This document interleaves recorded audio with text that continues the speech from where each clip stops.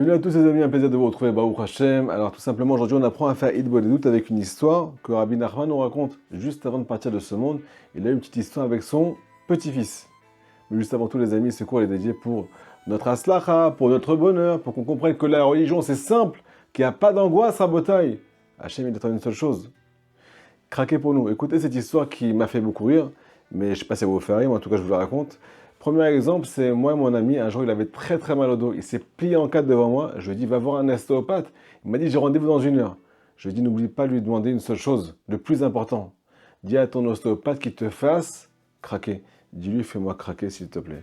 Ça m'a fait rire tout seul. Deuxième histoire, c'est quand un papa il entend que son fils il dit papa, Abba, Abba, il crie avec ce qu'on appelle, avec son ventre comme ça. Papa est quelqu'un qui m'a tapé aujourd'hui à l'école.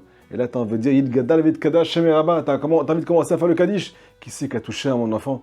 Qui c'est qui a fait bobo à mon fils? Pourquoi? Tu as entendu une voix tendre qui t'a dit, Abba, papa. Troisième histoire, c'est la nôtre à Botaï, c'est que Akadosh Baruch Hu, il y a marqué dans le Pasuk, dans Yirmiyah, Amou Me'ai, ses intestins à Botaï, ils se tordent en 10, pour qui? Pour ses enfants. Imagine-toi, des fois, tu as mal au ventre de quoi? Parce que tu as une tentation qui t'attrape, tu as envie de faire des bêtises, ou bien parce que tu es amoureux, tout simplement. Hachem, il est amoureux et il a une tentation pour l'âme Israël. Ses intestins à Botaï, ils sont en train de se tordre en 10. Pour qui? Pour nous. Les amis, écoutez ce cours, il est super important. Comment on fait de des doutes une histoire entre Rabbeinu et son petit-fils? D'abord tout ce cours est dédié Bessia Tadishmaya pour le Zerach El Kayama. Batachem, une grande descendance, Bessimcha, Bebriut, des Nissim, des miracles extraordinaires pour Naomi El Bad Gioula et pour Jonathan Shlomo Ben Esther. C'est parti les amis. Écoutez cette histoire. Rosh Hashanah Haron, dernier Rosh Hashanah de Rabbeinu, il est avec son petit-fils, et là il demande tout simplement, Bepshitout Vetmimut, Rabbeinu Akadosh, c'est un bon mot Rabotai. Il dit à son petit-fils, s'il te plaît, prie pour moi, que je retrouve la santé. Rabbeinu était juste avant son départ. Rosh Hashanah, juste après Sukkot, il est parti. À Sukkot, il est parti, et il dit à son petit-fils, prie pour moi de tout ton cœur. Qu'est-ce qu'il dit son petit-fils? Écoutez la folie Rabotai, un vrai admour. Il a dit à son papy, Rabbi Nachman, donne-moi ta montre et je vais prier pour toi. Qu'est-ce que Rabbi Nachman réplique? C'est un bon juif. Il demande d'abord un cadeau et après il commence à prier. Cet enfant, il a pris la montre à Botaï, il est parti, il a calculé personne. Il avait entre 3 et 4 ans. Écoutez ce qui s'est passé. En chemin, pendant qu'il était en train de partir, il a dit à Kadosh Baruch Hu comme ça, dans ces mots-là. Hachem, Hachem, Anar le Saba le Bari. Hachem, Hachem, laisse mon grand-père être en bonne santé. Dans l'assemblée, Rabbi Nachman raconte que tous ceux qui étaient autour de lui se sont mis à exploser de rire. Comment il parle à Kadosh Baruch Hu, cet enfant? Il n'a pas honte, il manque de tact. Écoutez la réponse de Rabbi Nachman de Breslev. Rabbi Nachman a répondu, si c'est pas comme ça qu'on parle à Hachem, alors comment on parle à Hachem?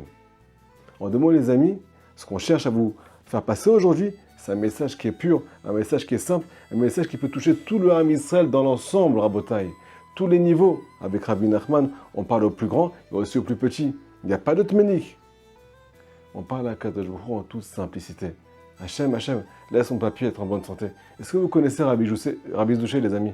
Vous connaissez tous l'histoire avec Zouché rêve.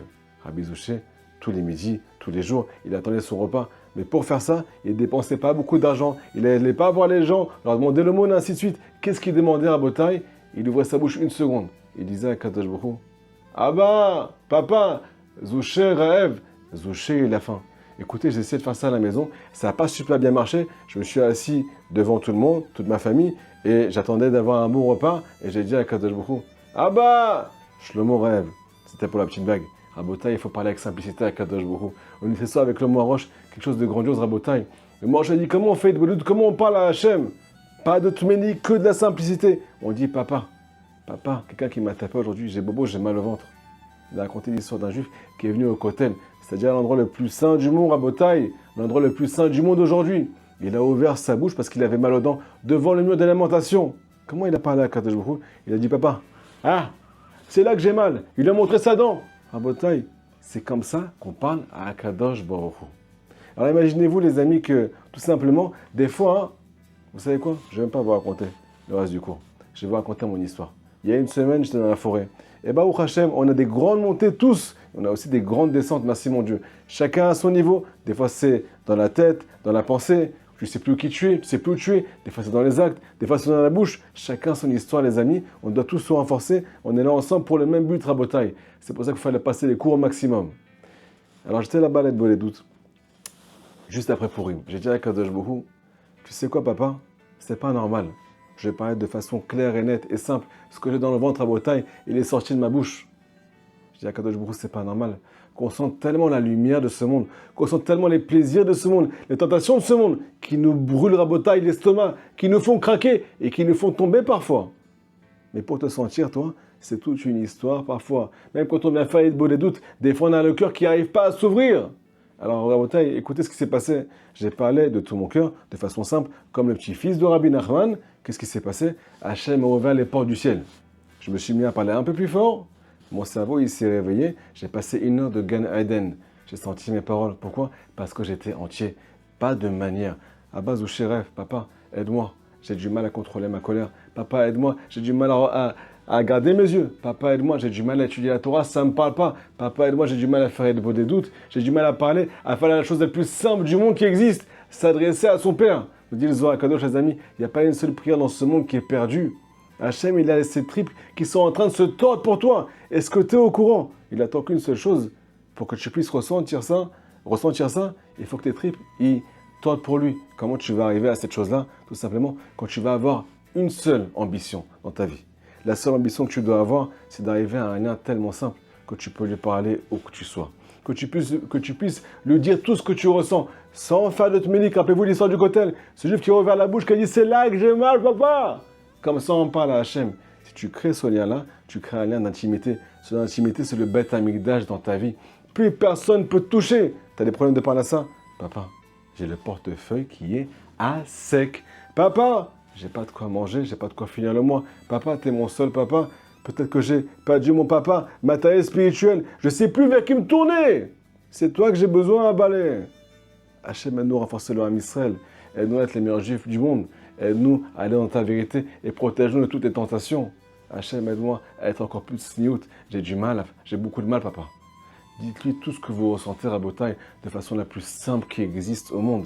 Me dire à Benoît Akadosh, pourquoi on est arrivé à cette histoire, les amis? Ikat Filal Hachem Ilbarach, le principal, la plus belle prière qui puisse exister à Akadosh Brou, Bepash tout Gamour, Ketinok Lifna Aviv, comme un bébé devant son papa. Kachar Edaber Ish El Reu, comme un ami parle à son ami. C'est comme ça qu'on doit parler à Hachem, les amis. C'est ça la vraie beau des doutes qui remue le ciel et qui réveille tout le Ham Israël. Faites passer le cours au maximum, s'il vous plaît, avec tout le cœur. Merci pour tout. On compte sur vous.